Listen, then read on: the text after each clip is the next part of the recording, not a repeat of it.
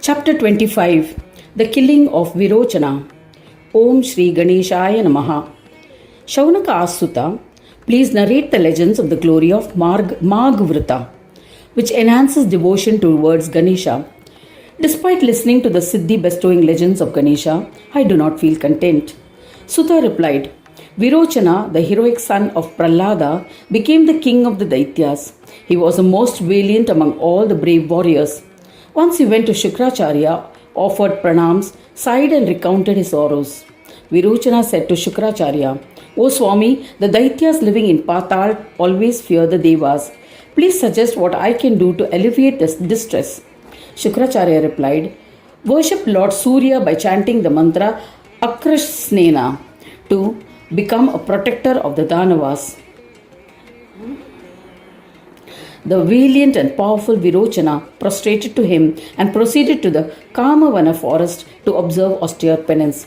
He would always meditate on Surya and offer Arghya water. In this manner, he would perform austerities towards Surya. An immense lustrous Surya manifested after 1,000 heavenly years in the ashram of Virochana to grant boons. Virochana bowed to him, performed his puja, recited the Atharva Shirsho Stotra to please the Lord of Devas. Surya was pleased and with the intention of granting his devotee a boon, said, ask for a boon you desire, O Mahadaitya. Virochana said, O Lord, O Divakara, grant that I shall not die at the hands of any of the animate or inanimate things in this world. Grant me sovereignty of all the three worlds. An astonished Surya gave him his crown.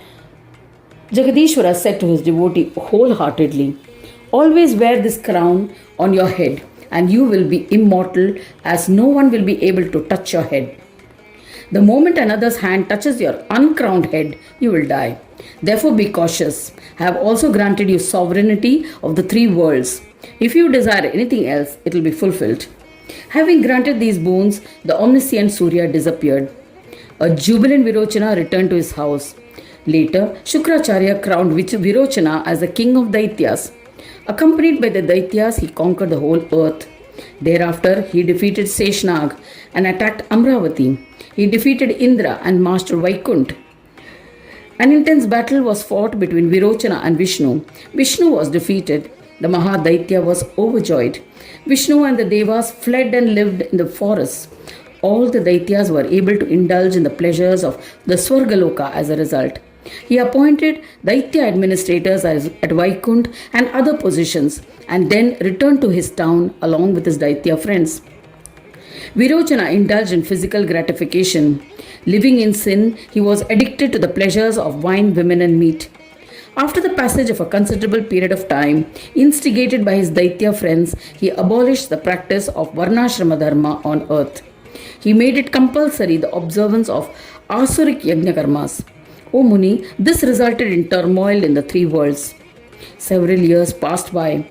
Devas were forced to fast. So the Devas went to Keshava, extolled him and urged him to kill Virochana. He sighed in despair and thought of ways of destroying the Daityas but could not find a solution. He was disappointed.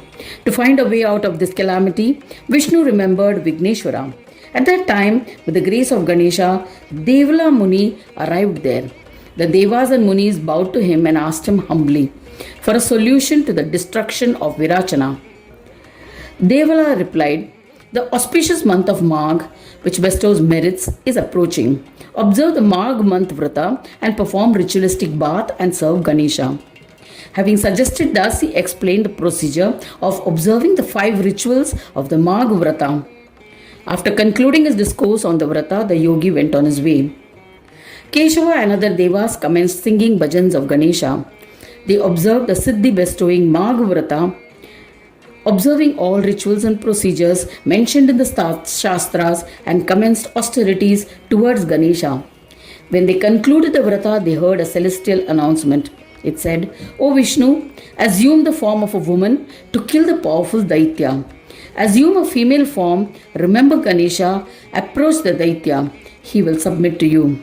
Hearing these words, the ecstatic devas lauded Gananayaka and thereafter reverentially requested Vishnu, O Mahavishnu, now kill the powerful Daitya and O Janardana, spread eternal happiness amongst the animate and the inanimate creation. Vishnu agreed. He prayed to Gajanana and assumed a feminine form. He went to meet the Daitya king. Waited in a garden of blooming flowers. Daitya saw that beautiful feminine form of Narayana. They were infatuated. They approached her and asked, O beautiful one, who are you? Why have you come here? O beautiful one, command us. Be assured that we are servants at your feet. Your smile is pure. We crave for just one loving glance from you. Hearing these words, Mohini, the enchanting beauty, swayed sensuously, and as she said, I am a maiden who wanders as I desire. My name is Mohini. I do not fear anyone in this world. O Daityas, I am hoping to meet the one powerful chieftain in this world. I shall wed him. I shall not marry anyone else. Now leave at once. Hearing her words, the Daityas and Danavas were enraged. Some Daityas who were the servants of Virochana approached him. They bowed to their master and narrated the events. He too was instantly infatuated. The Mahadaitya Virochana had become deluded by Ganesh Maya. Along with his Daityas, he proceeded to meet the beautiful woman. Seeing the Mahadaitya, Vishnu was overjoyed. He remained calm and remembered Ganesha in his mind. Ganesha created delusions in the minds of both. They played the roles that has been cast for them, that of an enchantress and one who is enticed. When Virochana saw the maiden, he was entranced.